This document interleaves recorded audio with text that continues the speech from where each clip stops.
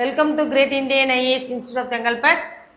இப்போ இங்கே பாருங்கள், a minus b the whole square minus a plus b the whole square by minus 4a அப்படின்னு இருக்குது. இப்போ நமக்கு ஏற்கனவே தெரியும் இல்லையா, அந்த ஃபார்முலாவில் அப்ளை பண்ணலாமா?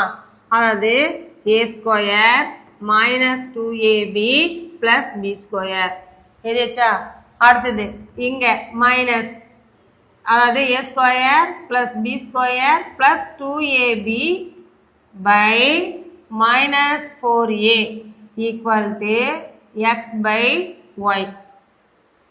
இப்போ நம்ம a square minus 2ab plus b square minus a square minus b square minus 4ab divided by minus 4a equal to x by y.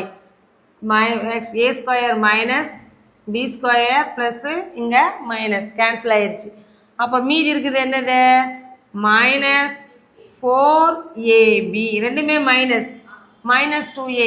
Okay minus இங்கேயும் மைனஸ் 2a, இங்கேயும் மைனஸ் 2a. அப்போ ரெண்டுத்துக்குமே minus 4ab by minus 4a equal to x by Y.